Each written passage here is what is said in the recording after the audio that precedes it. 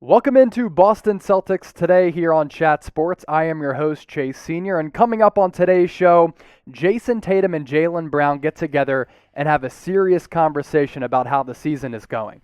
Tristan Thompson returns from COVID after he had an ugly battle with the pandemic, and it's mock draft season. Who does ESPN have going to the Celtics? But first, before we get to all of that, I want to pose this question for you. What is your one-word reaction to how the Celtics season is going? Get into the comments and let me know. And I pose that question because of this. I talk about that meeting between Tatum and Brown. They got together to have a serious conversation about the Celtics' struggles really over this entire season. And they did that before playing the Knicks, which resulted in a win last night in Boston. The point of the talk, hey, it's time for us two to step up as the superstars on this team, have a conversation because it's time for us to lead and get us out of this funk. Let's forget about that 76ers loss in which we turned the ball over 20 times as a team and shot around 40% from the floor. This team, way too good to be 500 right now. Jayson Tatum and Jaylen Brown understand that, and that's why they came together for this conversation.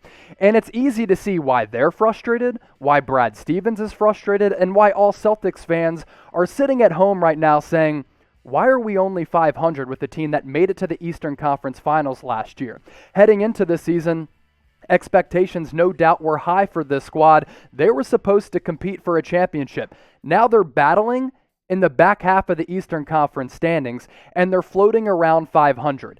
Not good enough for a team with this much talent and this quality of coaching led by Brad Stevens. This is what Jaylen Brown had to say about that talk with Tatum after the win against the Knicks last night. He said, quote, "Yesterday was a tough one for us. That wasn't our best showing when talking about that Sixers loss. I talked to JT before the game, and we almost had to just forget about everything. I said, let's come out and play basketball, be aggressive, and be the best version of ourselves." And it seemed as though it worked because the Celtics picked up a huge win against the Knicks, a team that they're competing with for playoff positioning because they've been jockeying back and forth with New York, and Brad Stevens seemed to be impressed with what they did against New York. He said this after the game, calling it one of the best wins of the entire season. He said, quote, "That was one of our better wins of the year, all things considered, because of the way that our guys had to figure out a way to win." So the Stars have been hashing it out, and it resulted in a win for the Celtics. Very interesting to note because, hey, this is a team that should be much better than they are right now. So you hear from Jayson Tatum and Jaylen Brown. You hear from Brad Stevens. He said it's one of the Celtics' best wins of the year. Do you agree? Let me know in the comments.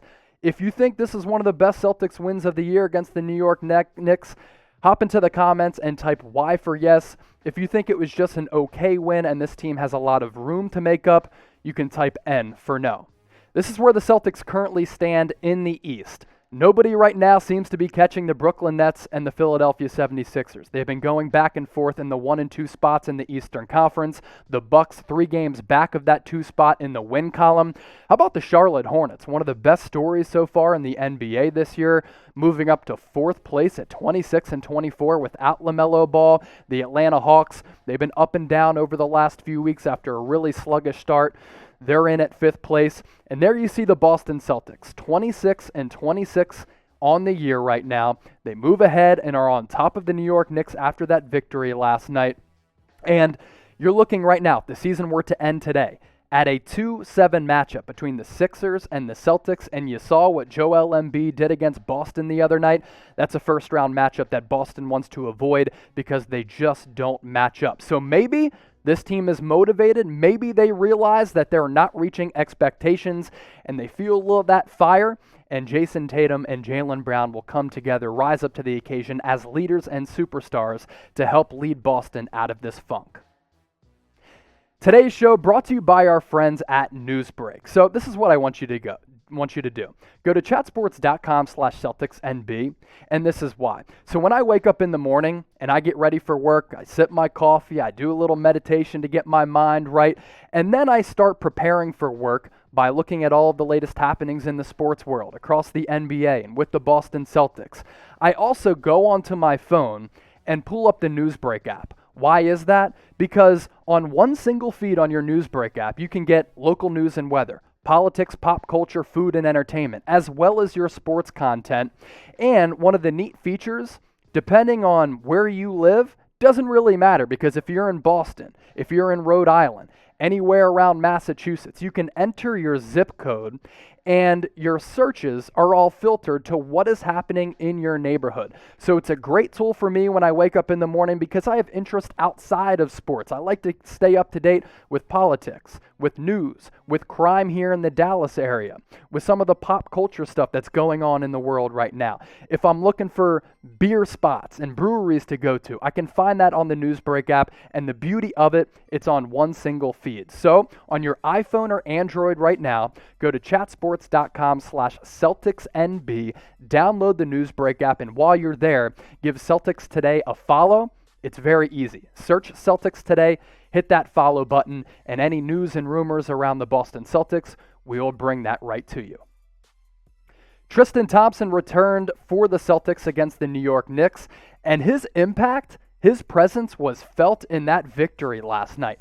Came back after missing 13 games. He missed time because he tested positive for the coronavirus. He was out because of health and safety protocols, and he was really good in that game. If you look at his stats, they don't jump off the page, but when he was on the floor for 22 minutes, the Celtics outscored the Knicks by 20-plus points. So Tristan Thompson, for a team that has been bereft at the forward and center spots, they really needed him back into the lineup. He was missed, and his impact was certainly felt. 22 minutes, 7 points, 8 rebounds, got going defensively as well, compiling 3 blocks. He was really, really active, and the Celtics as a team were really able to feed off of his energy. Now, I mentioned that he tested positive for coronavirus. Some people have been asymptomatic.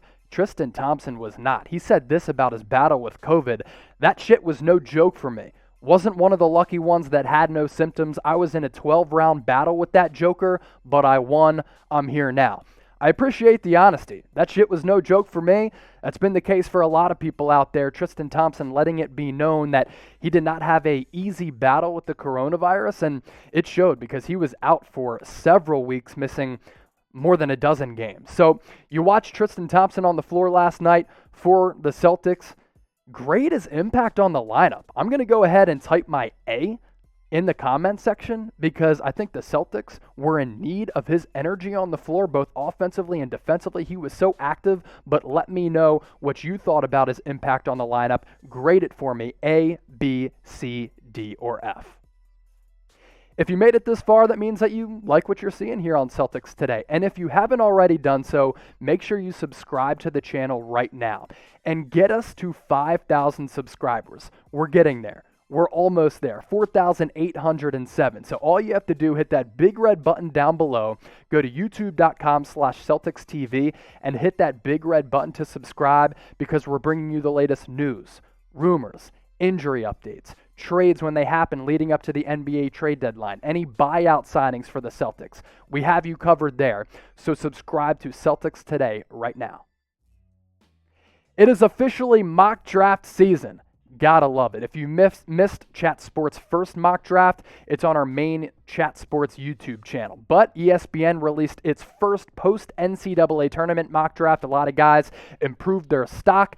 And ESPN has the Celtics taking Sharife Cooper out of Auburn with the 19th overall pick. It looks as though Boston could be in the market for a point guard. We're not sure how long Kemba Walker is going to be wearing a Celtics uniform. Maybe they're looking for his replacement in future years. And according to ESPN, Sharife Cooper could be that guy to go to Boston. Some info on him.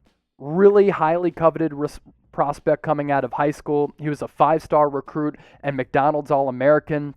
He missed 12 games as a freshman with Auburn this year because of NCAA eligibility issues, another one of those stupid NCAA college rules. And he's one of the top point guard prospects entering the 2021 NBA draft. And I put together a scouting profile of what you can expect Sharife Cooper to bring to his future team, if that is indeed the Boston Celtics. We're talking about a really impressive prospect who can do a little bit of everything. He's known for scoring the rock, averaged more than 20 points per game last year, dished out around 8 dimes. Scouts rave about his creating ability. He could really create off the dribble, find his teammates as well, and he's an awesome ball handler. One of those guys who has a really tight handle, who can navigate around traffic, get around pick and rolls, set up and create his teammates, and a guy who would really fit in well and nicely with the Celtics if they do decide to trade him or draft him in the first round of the upcoming draft. So ESPN has Sharife Cooper going to the Celtics. I know there are a bunch of NBA prospects out there who I'm high on. I think Ayo Dosunmu out of Illinois could be a perfect fit for the Celtics. But before we head out of here on today's show, I want you to go into the comments and let me know a Celtics draft prospect that you were interested in Boston selecting in the first round.